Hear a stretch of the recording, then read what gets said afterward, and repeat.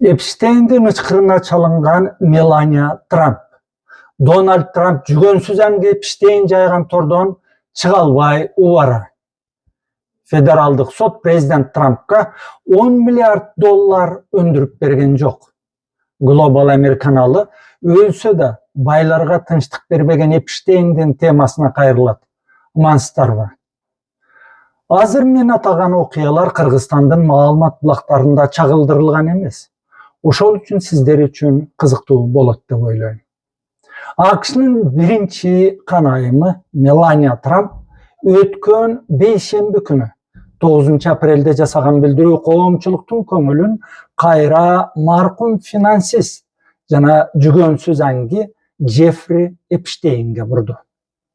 Prezident Trump'tın jары murdakın model Melania ayım Jeffrey Epstein menen hiç kanday baylanışı bolbogonun, anın akılga sıybagan seksualdık josundары, kılmışları tuuralı uçurunda hiç nerse bilgen emesmin dedi. Meni uyat siyatты bilbegen Jeffrey Epstein menen baylanıştırgan kalp sözdördü. Toktotkula. Men jönündө kalpты jayıltkan jalgançılar etikalık norma, urmat sый, adep ahlak degende tük bilişpeyt dep aytylat. AQSh'nın birinci ayımının atынан jardamçıları 9 aprelde Ак Үйдө okup bergen kayrılууda. Bul press konferensiyada Melania Trump anı karalagan adamдар акчалай пайда көрүү жана саясий карьера үчүн ушундай беймаза иштерге барышууда dedi. Al бирок логлогон журналисттердин суроолоруна жооп бербестен маалымат жыйыны өткөн залды калтырып кетти.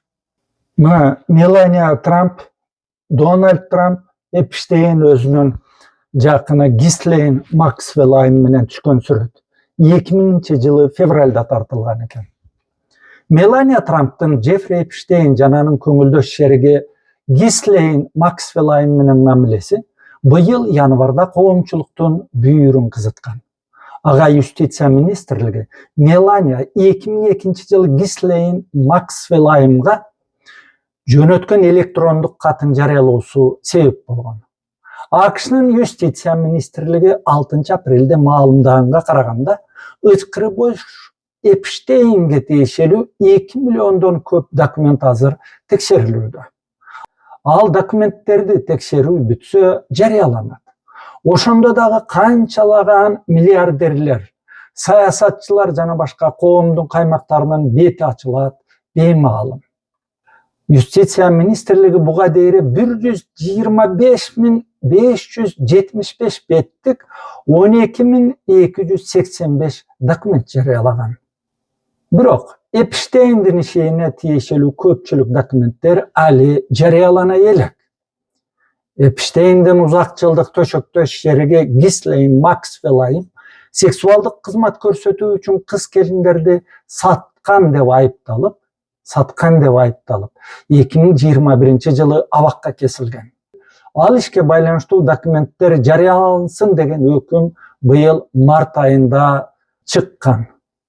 Donald Trump жана анын администрациясы 2019-жылы абакта жатып, табышмактуу жагдайда өлгөн Epstein, ычкыры бош ак сөөктөр, байлардын байлары саналган бизнесмендер жана атактуу мадани ишмерлер үчүн уюштурган сойкуканаларга, бойго жетелек секелек кыздарды зордуктоолорго байланыштуу документтер жарыкка чыккандан кийинки чатакты басуу үчүн бир топ эле аракеттерди жасашты.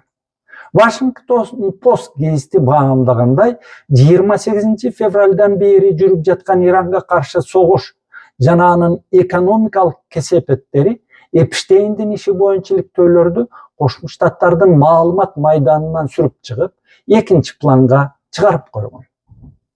Айта кетели, көпчүлүк байкоочулар Иранга каршы согушту Президент Трамп дал ушул Epstein'din ишинен коомчулуктун көңүлүн аларды кылуу үчүн ачкан деген да пикирлерди айтышат. Donald Trump менен Jeffrey Epstein кылычтай өткөр, оттой жанган жаштык курагында ысык достордон болушкан. Бирок Трамптын ырасташынча 2000-жылдардын орто ченинде Эпштейн Трамптын Мар-а-Лаго деген клубунда иштеген кызматкерлерин азгырып кеткенден кийин экөөнүн мамилеси сууп калган эмес. Трамп ошондой эле Эпштейндин заң мыйзамга сыйбаган бузукулуктары тууралуу бейкабар болгонун айтып, эчен жолу эл алдында агынан жарылып карганган. Ак үйдүн маалымат катчысы Кэролайн Левит Мар-а-Лаго клубунда иштеген аялдарга койго салган кочкордой мамиле кылганы үчүн Эпштейн Трамптын клубунан айдалган деп билдирген. Бирок маалымат каражаттарына жана YouTube'га жарыялаган фотосүрөттөр менен видео материалдар Трамптын кургак чөп менен ооз арчыганын көрсөтөт дешет көпчүлүк аттуу баштуу саясатчылар, журналисттер, талдоочулар. Сиздер да кааласаңыздар Дональд Трамп, Мелания Трамп деп жазып, Эпштейнди кошо жазып, YouTube'ду аңтарсаңыздар, алардын кучакташып же өбүшүп турган сүрөттөрүн, видео тасмаларын көрүп, бир маза кылып жыргап аласыздар. Эпштейндин кылыктарынын чети ачылгандан кийин да анын сулуу аялдарга бут чалтышып, көз азгырган конуш чайына барган, же жолугушуп чай ичишкен, же бизнес долбоорлорду талкуулаган атактуулардын арасында британиялык супермодель Наоми Кампбелл, Россиянын Улуттар уюмундагы туруктуу өкүлү Виталий Чукин, АКШ президенти Билл Клинтон, америкалык атактуу иллюзионист Дэвид Копперфилд, Microsoft компаниясын түптөгөн миллиардер Билл Гейтс, Норвегиянын мураскер каанышасы Метте Марит, Швециянын принцессасы София, Саудиянын ханзадасы жана өкмөт башчысы Мухаммед бин Салман жана башкалар бар. Бирок Трамптын 2006-жылга дейин Эпштейндин сойкуканалары келин кыздарды сексуалдык максатта сатканы, шантаждаганы, бойго жете элек кыздарды пулдуулардын койнуна сала бергени тууралуу билген эмесмин дегенине коомчулукта ишенич жок. Мындай ишенбөөчүлүккө Трамптын бирде ойду, бирде тоонун сүйлөгөнүнөн тышкары Конгресстеги талкууларда май тамызып коюуда. Март айында жарыяланган документтер Эпштейндин аялдарга жасаган жосунсуз жоболоңдору тууралуу арыздар 1996-жылы эле Федералдык иликтөө бюросу ФБРге түшкөнүн айгинелеген. Ага карабай 2006-жылы Эпштейн камакка алынганга чейин анын сексуалдык бузукулуктарына тартип сактоо мекемелери назар салган эмес. Кызыгы, Эпштейн 2008-жылы Флорида штатынын бийликтери менен келишим түзүп, секелек кыздарды сойкулукка тартканын мойнуна алган. Ошондо дагы абакта курортто жаткандай шартта бир жыл ашык отуруп чыгып, мурдакы өнөрүн уланта берген Эпштейн. Буга байланыштуу Эпштейн менен жаздыкташ бизнес өнөгү Гислейн Максвеллдин торунан чыккан Мария Фермер менен Уитни Уеб аттуу аялдын журналистин Last American Vagabond басылмасына жарыяланган телефон сүйлөшүүсүнүн учкай мазмунуна токтоло кетейин.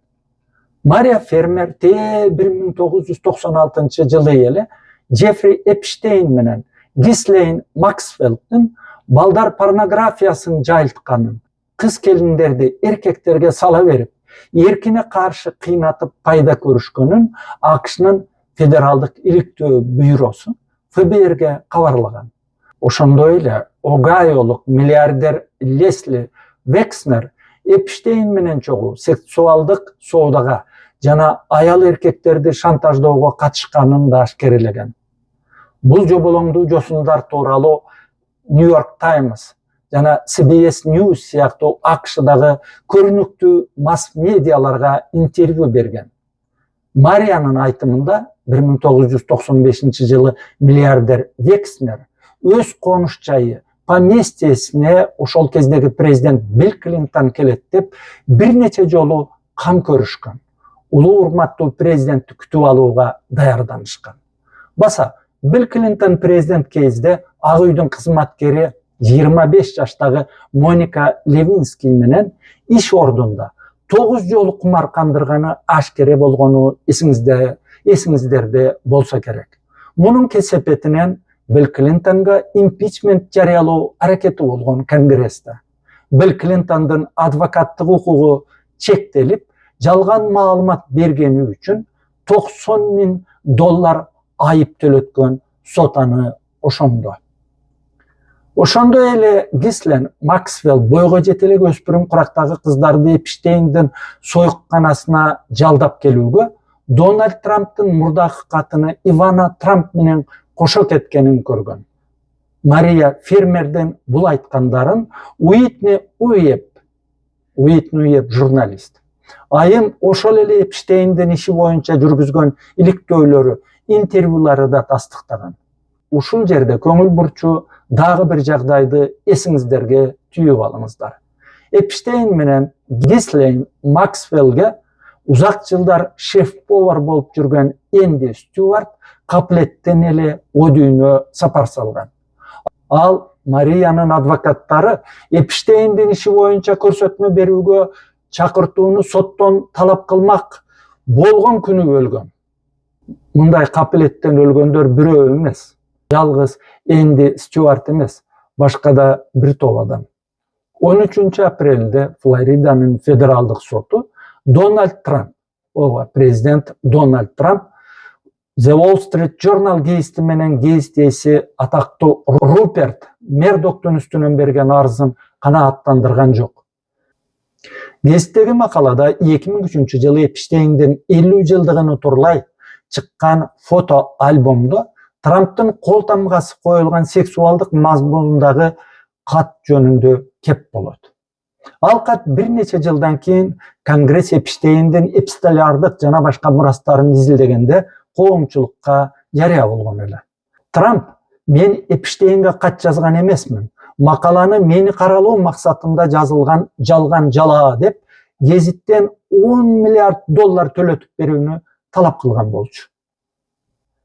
Соттун чечиминде Трамп өз арызын ишенимдүү далилдер менен тастыктаган эмес деп айтылат. Судья эмне үчүн мындай чечим чыгарды? Себеби бул катты Трамп жазганы жана Трамп Эпштейн менен дос болгону азырынча талаш маселе.